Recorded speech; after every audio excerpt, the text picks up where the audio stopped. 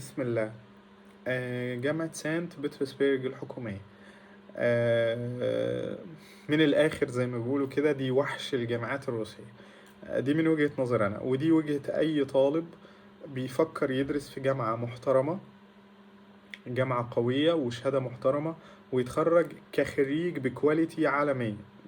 ده حرفيا يعني بدون أي مجاملة أو بدون أنا على الحياد خالص، أنا ما بدرسش فيها. لكن الجامعة من وجهة نظر أنا دي كانت لي أنا شخصيا دي كانت حلم من أحلامي يعني في روسيا. لكن للأسف ما كانش فيها دراسة باللغة الإنجليزية، وبالتالي كانت وجهتنا كلنا رايحة ناحية بافلوف. حتى الناس، يمكن الناس محدش بيتكلم عنها، محدش بيتكلم عن سان بطرسبرج الحكومية ومش واخدة حقها بينا كطلاب عرب، لأنه لأسباب كتيرة، أهمها إن ما كانش فيها دراسة باللغة الإنجليزية. ثانيا كان لازم تاخد فيها تحضيري عشان تعرف تدخل فيها، عشان تعرف تسجل فيها أو تعرف تدرس فيها، كان شرط من شروطها إنك تكون دارس عندها تحضيري. لكن الخبر السار إنها فتحت باللغة الإنجليزية، وهنتكلم عنها في الفيديو ده إن شاء الله، بحيث إنه الناس تعرف إيه سان بطرسبرج الحكومية عشان ما تفوتهمش الفرصة بتاعت السنة دي. جامعة سان بطرسبرج الحكومية دي موجودة في مدينة سانت بطرسبرج، في شمال غرب روسيا، فوق كده جنب فنلندا، في منطقة جليدية محترمة يعني، وطقس رائع. بتريق طبعا يعني، الطقس بشع، طقس جليدي في الشتاء، لكن كويس في الصيف يعني. جامعة سان بطرسبرج الحكومية تأسست 1724، ودي من أعرق وأقدم الجامعات الروسية. جامعة سان بطرسبرج الحكومية فيها تخصصات هائلة، سواء جت في بالك أو ما جاتش في بالك، سواء التخصصات بتاعتها ممكن ما تجيش أصلا في بالك. يعني أي تخصص كده يجي في بالك، لو دخلت تسرش عليه على ويب سايت الجامعة هتلاقي التخصص ده موجود. لو اخترعت من الآخر، لو اخترعت تخصص كده تدخل تلاقي التخصص ده موجود. جامعة سان بطرسبرج الحكومية ترتيبها عالميا السنة اللي فاتت كان 270 على الكيو اس رانكينج. السنة دي 315 على الكيو اس رانكينج. ايه سبب التأخر مش عارف بصراحة يعني.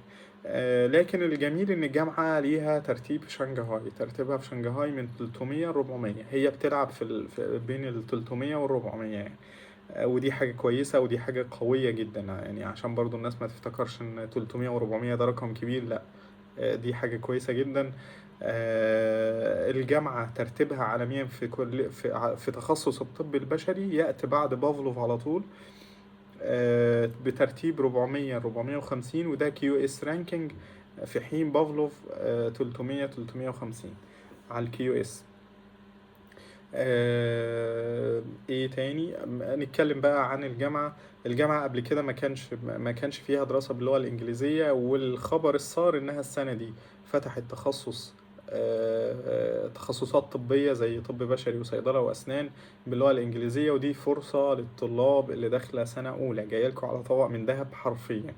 لأنه أنا شخصيا كنت بتمنى إنه الفرصة دي تجيلي، أو إن أنا أكون لسه داخل سنة أولى فأشوف تقابلني جامعة زي سان بطرسبرج الحكومية دي فأدخلها. دي صراحة فرصة لن تعوض، والدخول فيها السنة دي سهل لأن دي أول سنة ليها بالإنجليش. الجامعة مهملة ومحدش بيتكلم عنها ومحدش يعرف عنها أي حاجة، وبالتالي السنة دي هتبقى الأعداد المقبلة عليها تبقى سهلة، وبالتالي قليلة، وبالتالي القبول فيها هيبقى سهل. لأنه غالبا أنا من وجهة نظري إنها هتاخد بدون امتحان قبول، والله أعلم يعني. لأن الأعداد مش هتبقى كافية، أو الناس مش هتتقدم ليها. لكن الناس اللي هتقدم في سان بطرسبرج الحكومية لازم يبقوا عارفين إن الجامعة دي قوية جدا جدا جدا.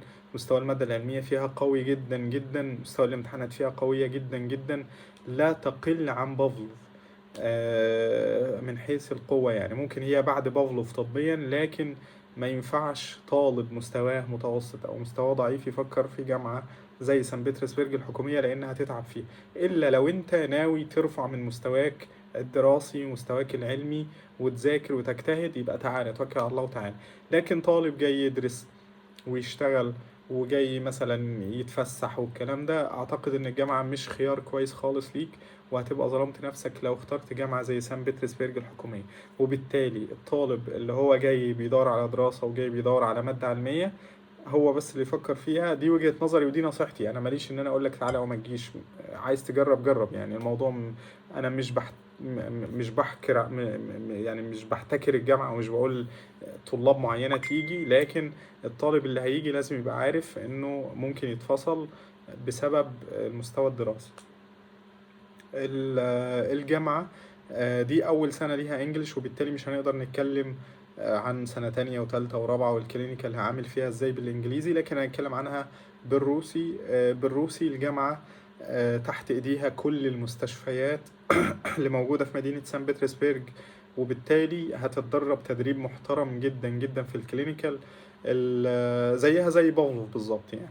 الفكرة بس انه في مشكلة واحدة ممكن تواجه الطلاب اللي هتدرس فيها اول سنة بالانجلش السنة دي، انه دي اول تجربة ليهم بالانجلش، وبالتالي انت هتبقى الدفعة اللي بيتجرب فيها، وبالتالي احنا مش عارفين لسه مستوى الدكاترة او مستوى المدرسين اللي هيبدأوا معاكم من سنة اولى عامل ازاي، الا لو كان مستواهم كويس. ما دي حاجة احنا لسه ما نعرفهاش، لكن اعتقد ان في بديل كويس حتى لو مستوى الدكاترة او المدرسين اللي فيها مش كويس في الانجليش. في بديل ان هم ينتدبوا اساتذة او دكاترة من جامعة بافلوف او جامعة ميتشنيكوف، بحكم ان بافلوف يعني رائدة في الطب باللغة الانجليزية في سان بطرسبرغ.